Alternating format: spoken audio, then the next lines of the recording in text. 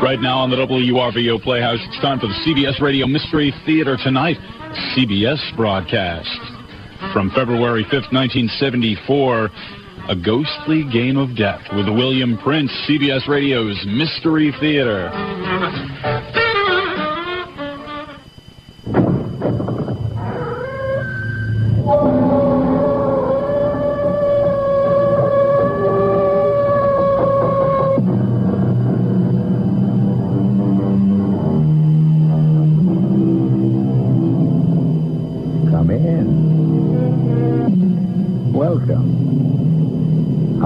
Marshall. Welcome to the world of your own terrifying imagination. Since the beginning of time, people have argued about the existence of ghosts. They've been called variously wraiths, specters, phantoms, apparitions, shadows, or shades. But everyone agrees that if there are such things as ghosts, they are the souls of dead persons haunting living persons. And that's what our story is about. Ghosts. No one, Mr. Garth, whether professional ghost hunters or ordinary people, have ever been able to spend an entire night in that house. Well, how many have tried, Mr. Flanders? Well, I know of at least a dozen. And that's within the past 2 years. Well, did you get any reports from the professionals? Most sketchy ones. But they all say the same thing. That whatever or whoever it is that haunts that house, the manifestations are the most powerful and evil in their experience. They all mention nameless horrors.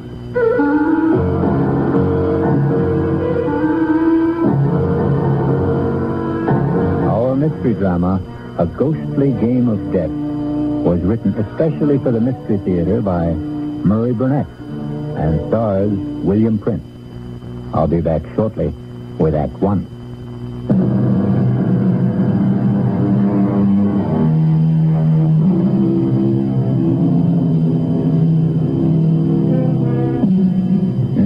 Horrors, a nice phrase.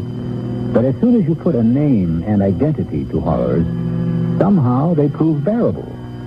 In the last century, people have shown that they can and do bear up under mass genocide and atomic bombings. But the horror that is nameless, that is the most fearful of all.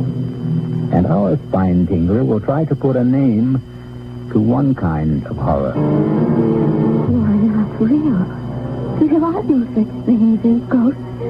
I'm just imagining things. But I see you. I see you. No, don't hurt me. Whatever you are, please, stay away from me. You want me to leave the house? I will, if that's what you want. Just please let me by. I'll go right down the stairs, walk out of the house, and never come back. If that's what you want. Please. No! Don't touch me! Let me out!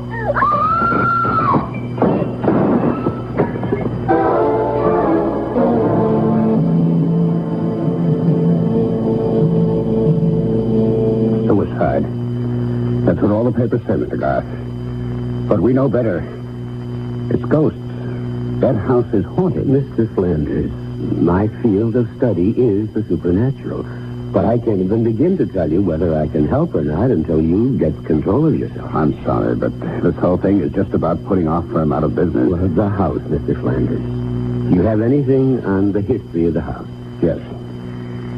It was built in the early 1800s by a sea captain named Ephraim Hatch for himself and his bride, a young lady named Lucy Endicott. And they lived in it for some 4 years until the tragedy. Mm-hmm. You have the details? Well, Captain Hatch was supposedly a hellraiser in his youth, but also a great seafaring man. He was in whaling and, if the rumors are true, slave trading. At any rate, he amassed a fortune. He fell in love with this Endicott girl who was the town beauty, married her, settled down, and built this house. Mm-hmm. The tragedy. Well, the story goes, as nearly as we can piece it together, that the captain returned from one of his voyages earlier than expected and found his bride entertaining a lover. He killed them both. Horribly. And ever since, the house has been haunted and unlivable.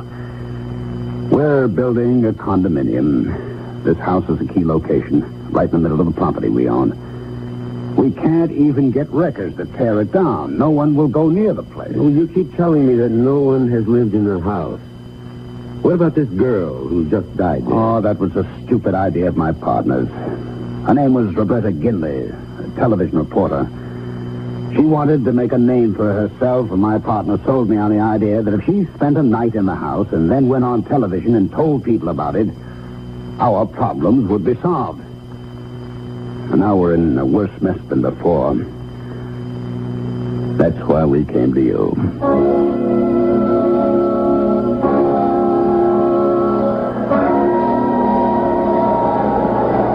Well, there you are, gentlemen. The haunted house. Well, is it always this windy, Mr. Flanders? No, Mr. Kelly. Only when the wind blows from the east off the ocean. Well, for a haunted house, it looks substantial enough. Well, shall we go up to the house, Mr. Flanders? Why don't you two go? I'll wait for you here. You'll be quite safe, Mrs. Flanders. Broad daylight. Jim Kelly here has been with me in more haunted places and dealt with more ghosts than any man, except myself. And don't forget Byron. Byron is my dog, Mr. Flanders. And like me, he doesn't believe in ghosts. Huh? Do you, Byron? Oh, I'm not scared, gentlemen. It's just that I've seen the house so many times, well, I don't want to influence you. Who's this up? Let's go, Byron. You bring all our gifts in? Well, it's back at the motel. We won't need it until tonight. Wow. They certainly built solid houses in the old days. Look at this door. What? Take it easy, Byron, boy. Everything's okay. You got the keys? Right here? All right, in we go. In we go.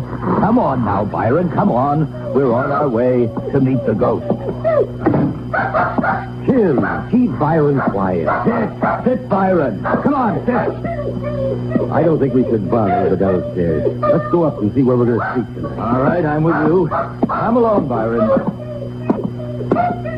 Oh, this looks like the master's bedroom. I'll sleep here. And I'll sleep in this little alcove here, right off your room. Byron, what is the matter with you? I wouldn't try to take him into that alcove, Tim. He can stay in this room with me tonight. All right. Hey, there's a door here leading outside to what you call the Widow's Walk. Want to come out and look around? I'll be right with you. Just checking the fireplace. Gonna need logs. Okay. Where's the door? It's right here. It hasn't been open in a long time. What a view. Look at that ocean. Any woman waiting out here to see her husband's ship come in might be blown away. From what Flanders tells, the captain's wife wasn't too anxious for her husband to return. That's right. She was too busy entertaining her lover. Oh, you moved the rail. Oh, right. Thank you, God. Hadn't caught me. I would have gone over. What happened? Oh, nothing. I don't know. I lost my balance. Come on, Tim. We know each other better than that. What happened? I really don't know, Alex. I'll swear. I thought someone pushed me.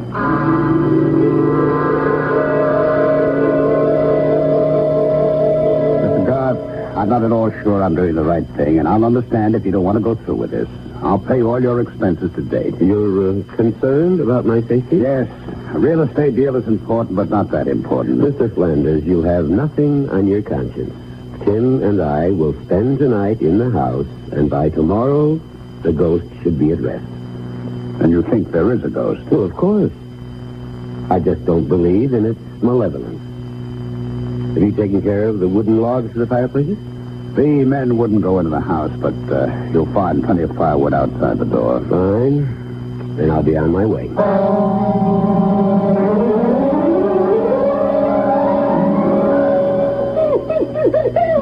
I've never seen Byron act like this. Something to think about. Well, I've been with you on about 50 of these haunted house deals. You think there's something different about this one? Well, I don't know, but I'm going to find out.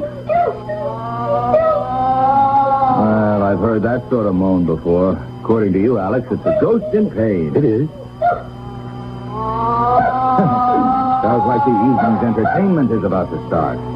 Tim, Yes, Alex? We've worked together for a long time, and we get along so well because I respect your disbelief in the supernatural. Ah, which has come in handy when I uncovered a few tape recorders and other little safe devices. Right. But for your own sake, Tim, there's something about this house that seems different. Now, please, be careful. Huh? You trying to scare me? Oh, I don't think that's possible. Right. Now, how about some wood for my fire? Oh, whoever you are, if you're trying to scare us, it's not going to work.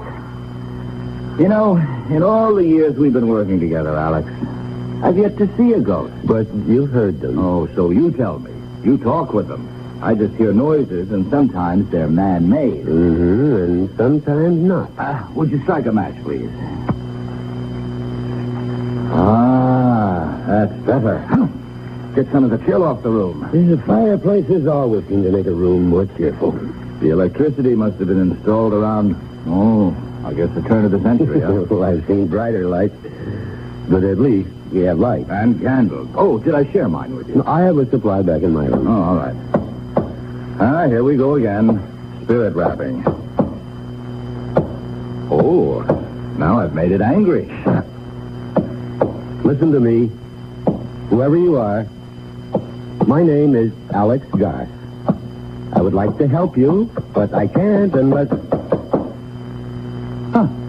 Doesn't want to talk to you, evidently, Alex. We'll see. Although you're my friend in the lie, you are often a disturbing influence. Now, I won't deny that I'm an unbeliever. So I'll turn in now that the fire's going. And you can go back to your side of the room and commune with the spirit. And with each other, Tim. We'll check with each other, as we always do.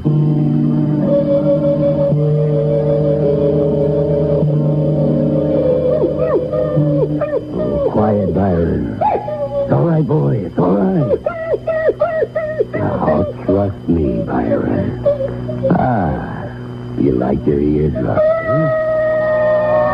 Oh, no, you expect me to sleep with all that racket going on? Has Byron gone bananas? But I'm trying to quiet him. Easy, boy, easy. It's all over. Tim, is there any way we can get Byron out of here? He's beginning to frog the mouth. He's covered with perspiration. Well, I don't want to let him out now. He'll just get lost. He'll get over it when he sees nothing's happening. Hey. What? My lights just went out. How are yours? Going. Gone. Easy, boy, easy. I know you're in trouble. Please, let me help you. If you'll show yourself, I could help you. I've helped others. Believe me. Is your name Lucy? Lucy Endicott? If you are Lucy, would you rap twice? Can you? All right, come here. Come here. Lucy, you're frightening a dumb animal. You're not frightening me. I'm sure you don't want to terrify a beast. It's never done you any harm. Byron, come here. Come out of that corner. Come to me. Good God. Come on. Alex, the fire's going out in here. So we go to the candles. You've plenty of matches, haven't you? Yeah, I'm fine, but I'm really worried about Byron. Oh, somebody's playing games. I tried to find the fuse box if I could, but... Hey. What is it, Tim? Well, whoever's at the controls is pretty good. A nice cold gust of wind just blew out the match I was using to light the candle. Well, I've got a couple of candles lit. You want one? Oh, no, thanks. I'm not scared of the dark. That's hounding. That's a new one, isn't it, Alex? It's new to me. It isn't spirit rapping. Sounds like someone wants in. Want to go down and open the door? Oh, no chance. Hey, Alex, your side of the room rocking like a boat? I'm steady as a rock. Was that Byron? Yes. What happened? I'm not sure. He's dead, Tim. What? His neck seems to have been broken. Tim, did you hear me? I said Byron is dead. Tim, are you all right? Well, Tim, what is it? Run for your life.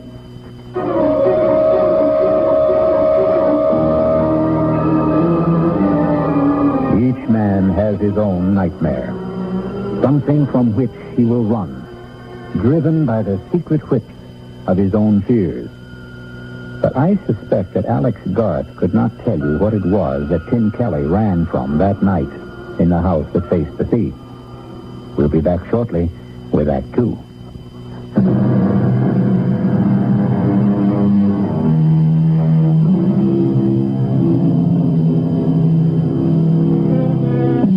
Alex Garth, authority on the supernatural, has undertaken to spend a night in a house so demon-ridden that workmen have even refused to tear it down. Deserted by his friend and ally, Tim Kelly, who fled in terror from unknown fears, Garth knew that he had to face the rest of the night alone as the heavy outer door boomed closed behind Tim Kelly.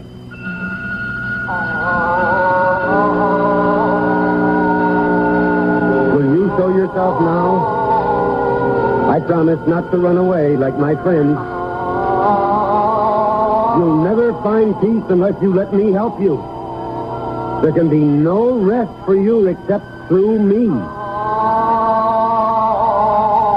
Do you think you're being punished for some sin you committed when you were alive?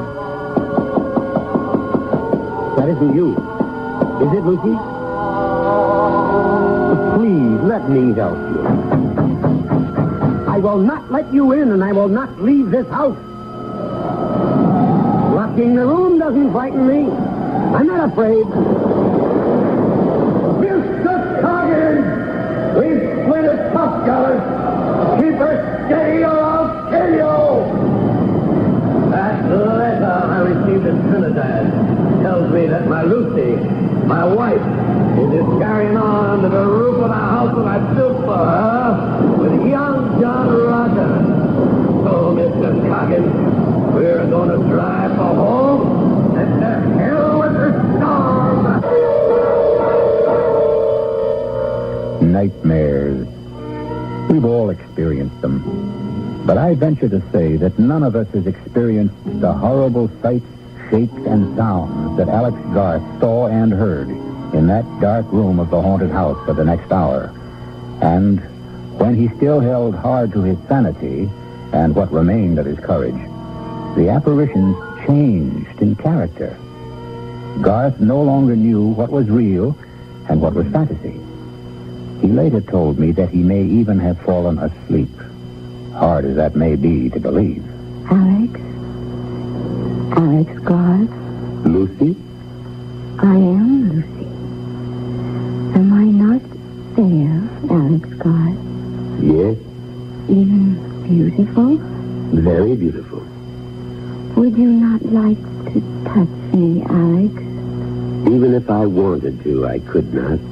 You think I am cold and repulsive.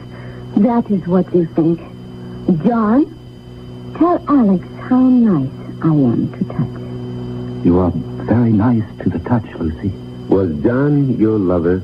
You do nothing but ask questions, Alex Garth. What should I do, Lucy? Make me feel once more the touch of a man you love. And Lucy, you're in torment. I can only give you peace. torment? Why should I be unhappy? I live here in my house and... Of course, we were naughty, John and I. We tried to frighten you. But that was only because I don't like strangers in my home. Apologize to Alex, John. This is a childish game you're playing, Lucy. But I adore games. I love games. Come dance a minuet with me, Alex. Isn't the music lovely, Alex? I don't dance the minuet, Lucy. John, you dance with me. This was how John and I first met. Doesn't he dance beautifully, Alex? Very beautifully. Remember, John, when at me that night? Yes. And that old witch Hannah saw it and wrote the letter to your husband. Oh, not then, John. It was much later. Look at me that way again, John. Oh, you're no fun. No fun anymore at all, John. Alex, you come and dance with me. No, thank you. You are afraid, Alex. Yes, I am afraid. John, you heard. He is afraid. I said I was afraid, Lucy, but not terrified. Fiddlesticks. You play with words, Alex Garth. And you want me to play ghostly games with death, don't you, Lucy?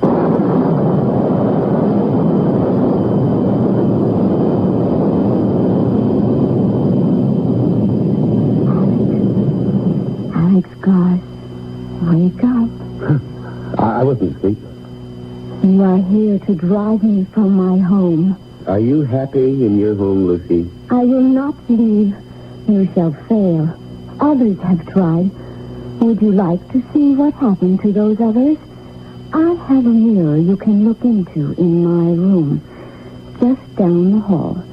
Look in that mirror if you dare. I think I've been given a fairly good idea already.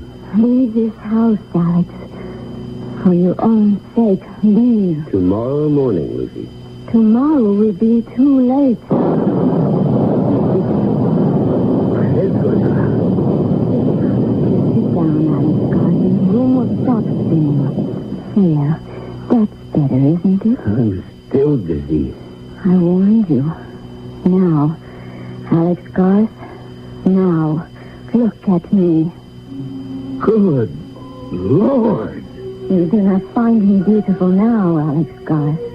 Not now with the blood flowing from the wounds inflicted on me by my husband when he murdered me. Not murder. Executed. You would not like to kiss me now, Alex Garth. Stay where you are. You need not worry about my blood staining your clothes. It will not even show. Stay away. Stay away. I warned you, Alex Garth. You think no one would wish to embrace me now, with the cuts and wounds and blood disfiguring me. Is that what you think? I'm not listening. Someone will wish to kiss me. Someone who loves me. I will kiss you, Lucy. I will embrace you. And I will embrace you, John, my love, even with the blood flowing from your poor I can't look. I can't. It will do you no good to put your hands over your eyes, Alex. You will still see the bloodied lovers kissing. No, I won't witness this horror. My thoughts are mine, and are real. You're phantoms, and you don't exist. For many we don't. But you know that we do. We are here, and we are real. And the only way you can banish us from your mind's eye is to run. Run, as your wise friend did. Run, and you'll see us no more. No, Lucy. I'm not leaving this house.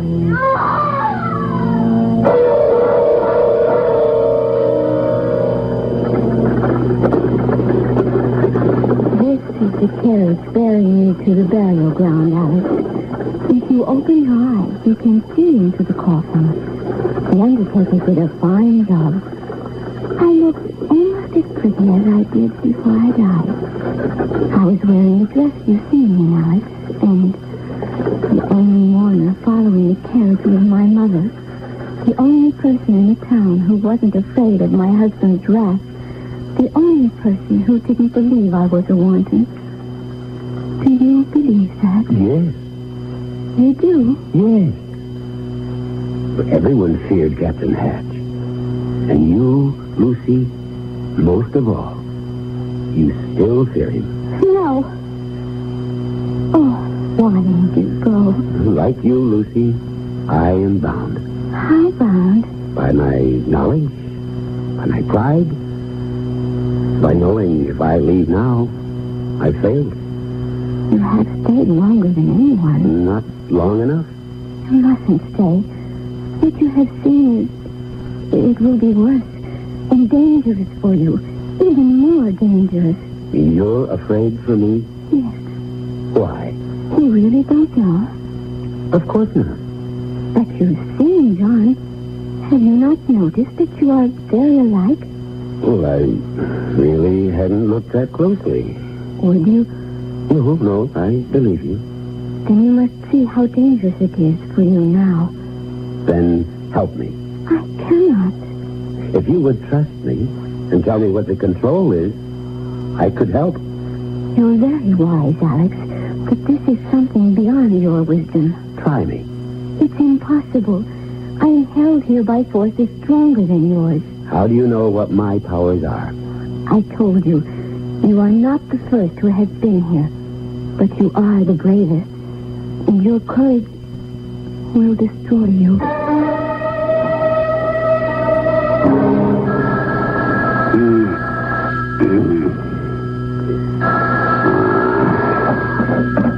Hello. Mr. Flanders? Who's there? Kelly. Tim Kelly. Where are you? Boston. What are you doing? Flanders, I owe an apology.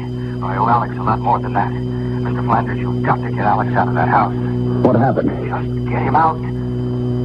It's 4 o'clock in the morning, Kelly. You woke me up. I'm not quite functioning yet. What do you see? What's in that house? Demons. Well, I thought you didn't believe in ghosts. No, but I believe in evil. And Mr. Flanders, in that house, you can actually feel the presence of evil. It's all around you, and it's dangerous. Now, listen, Kelly. God knew what he was getting into. It's up to him to handle it. I tell you, his life is at stake. Well, if you're convinced of that, then it's up to you to do something about it. Not to run away.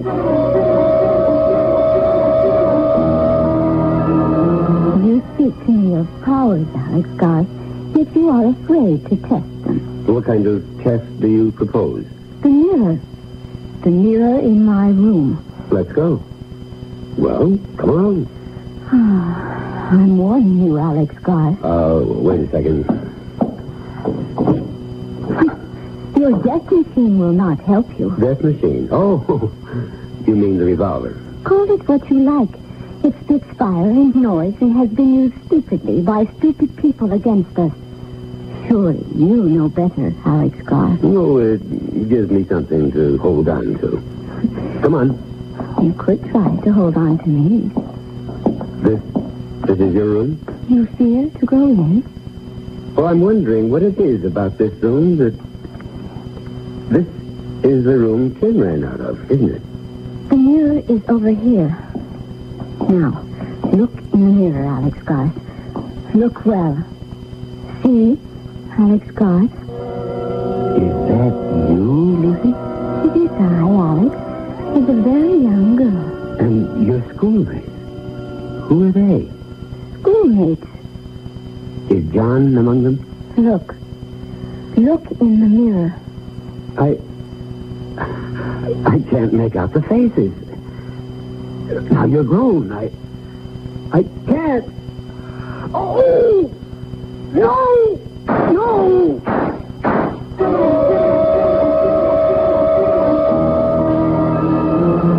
Mirror, mirror on the wall. What did the hunter of ghosts, Alex Garth, see in the mirror that so terrified him he lost his head and shot at the images in the glass? I'll be back shortly to tell you what Garth saw when I return with Act 3.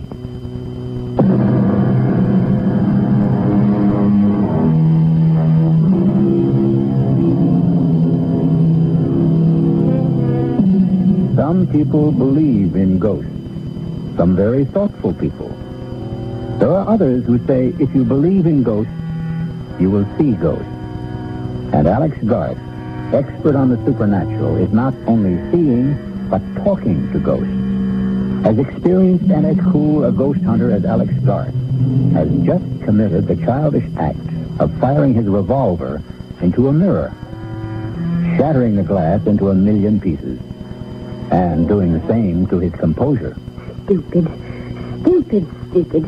Breaking the mirror isn't going to change anything, Alex Garth. The only thing you can do is leave. I'm not leaving, Lucy, until dawn. If you stay, your mind becomes a mirror. A mirror for all the things you don't want to look at. Well, if I have to look, I will. Then farewell, Alex Garth. You and I will see each other, but we can no longer talk until you join us. Join you? You are doomed. You will join John and me here in my home for all eternity. And God help you, Alex Garth, because I no longer can.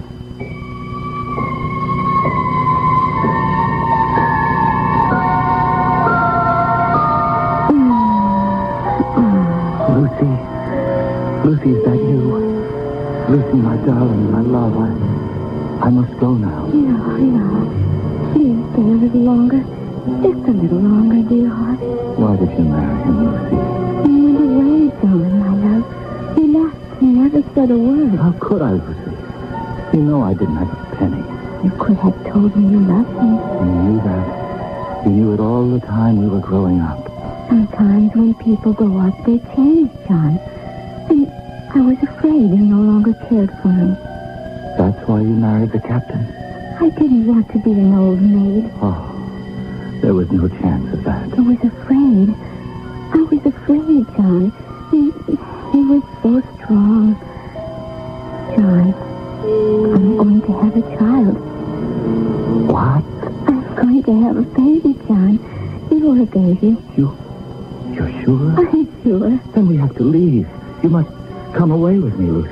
Where will we go? West. To a new place. For a fresh start. Somewhere where Ephraim can't find us. There is no such place. Of course there is. Lucy, you know what will happen if Ephraim discovers that... Ephraim won't be home for at least a week.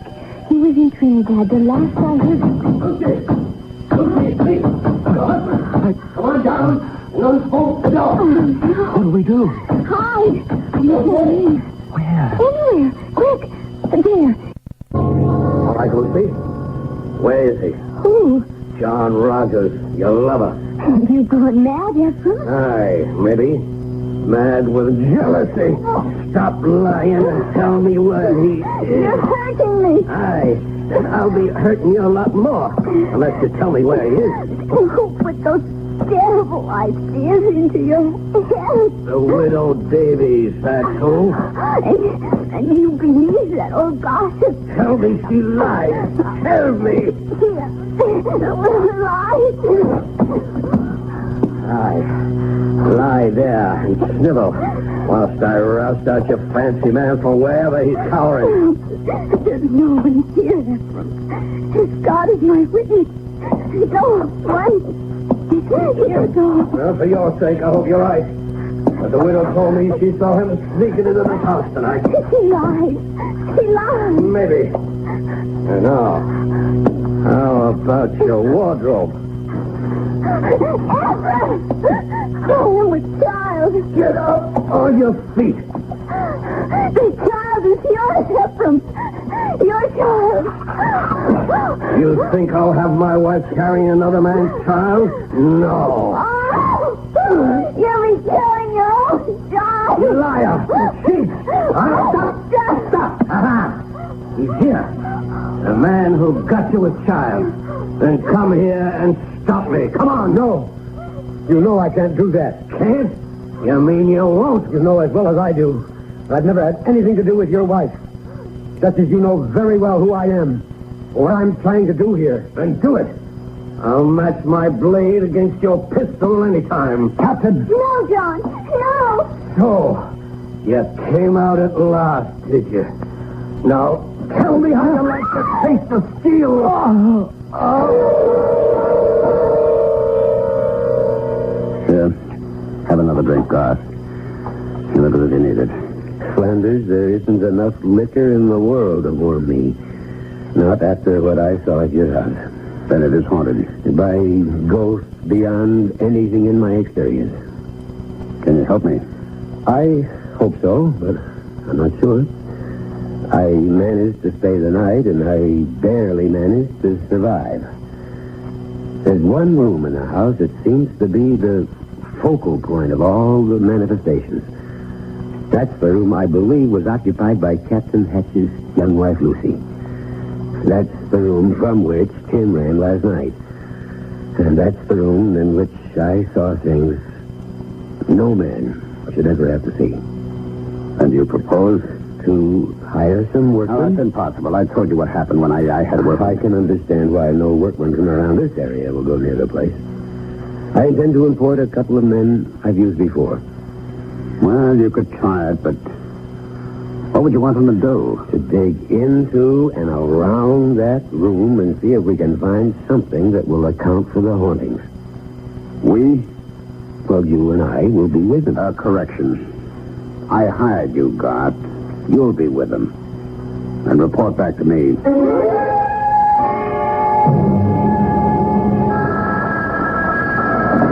Hello? Flanders, this is Olive Garth. I'm calling you from a diner just down the road from the house. With good news? With news. My workman walked out. Well, that's that. If you want that house cleansed, all I ask is you meet me there in half an hour. Well, why do you need me? Well, for two reasons.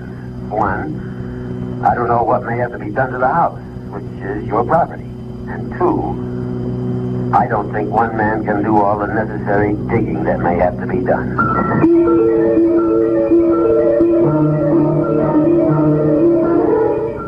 Oh, that's what you mean about this room, Yeah, we'll try not to think about this house or the stories about it. Just hand me that hammer. What do you mean with a hammer? I'm going to test these walls, floors. Is this a secret passage or some nonsense like that? Well, I don't know what there is, but there must be something.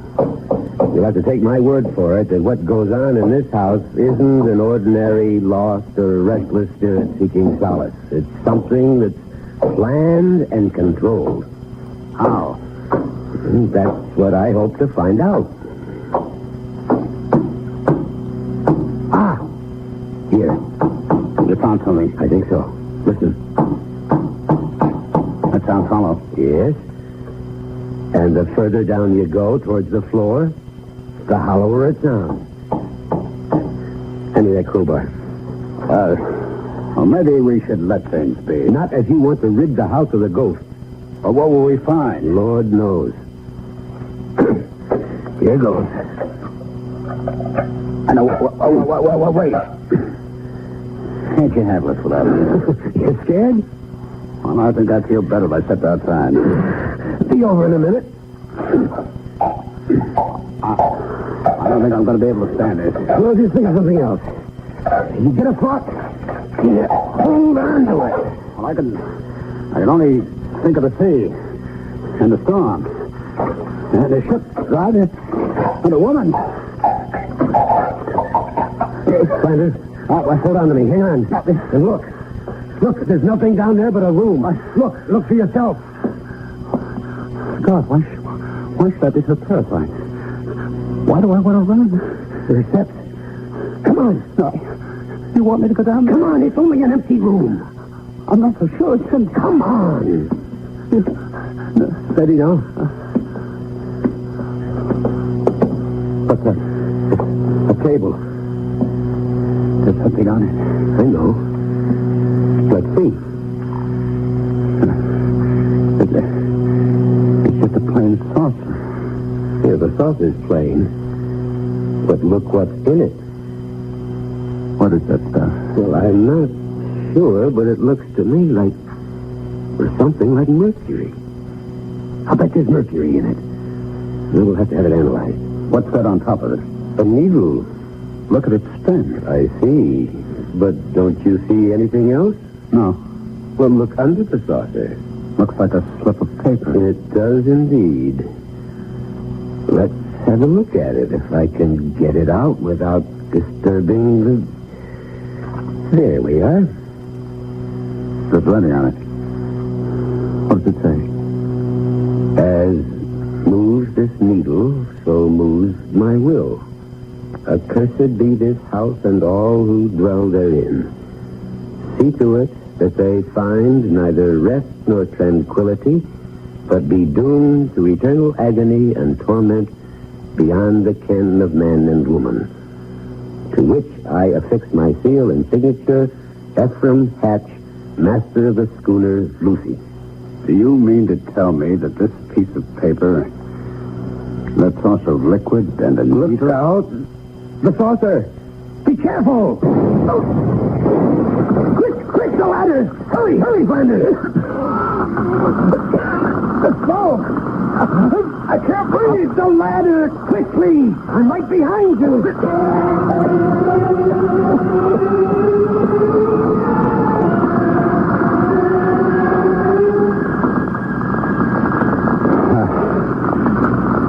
How do you say thanks to a man who saved your life? Oh, don't bother. You wouldn't have been down there in the first place if I hadn't insisted. I owed it to you to get you out of there. God. Yes? I want to explain about my upsetting the saucer. I wouldn't say this to anyone except you, but I'll swear that something pushed my hand. Do you believe that? Yes, Francis, I believe it. And now your house is safe. The fire will see to that.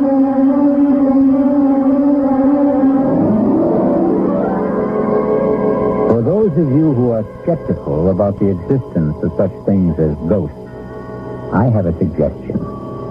Find a house reputed to be haunted and spend a night there. And then let me know about it. I'll be back shortly.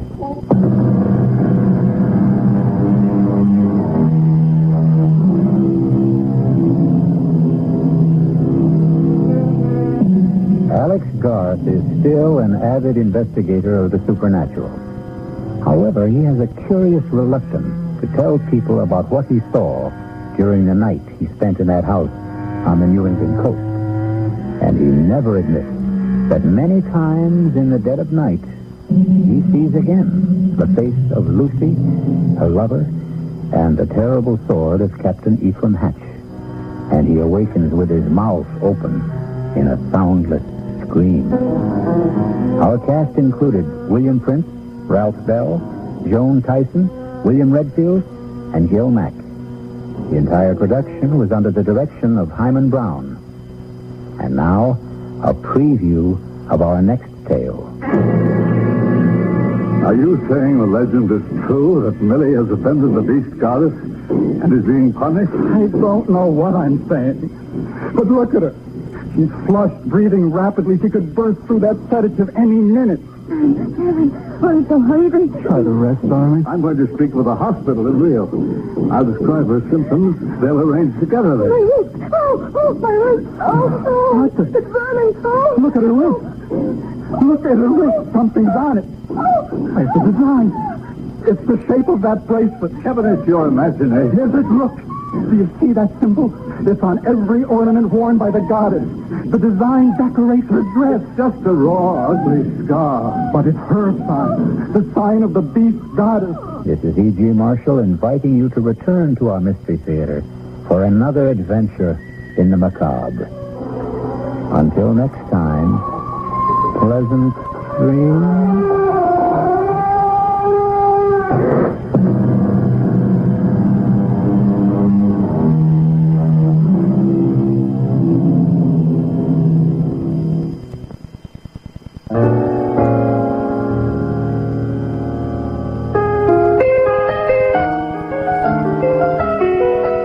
CBS Radio Mystery Theater, playing a ghostly game of death with William Prince from February 2nd, 1974, a CBS Radio original broadcast of Radio Mystery Theater. Here on the WRVO Playhouse, that's just about it for Act 1. Not quite, though. Shadow of Fu Manchu in Act 2, The Great Gildersleeve, yours truly, Johnny Dollar. That'll be the new acquisitions coming up in Act 2, and Suspense closes things out very much like a nightmare with Dennis O'Keefe. To close out Act 1, though, we have an episode of Guest Star with Bing Crosby and Bob Hope. Syndicated production, December 18th, 1949.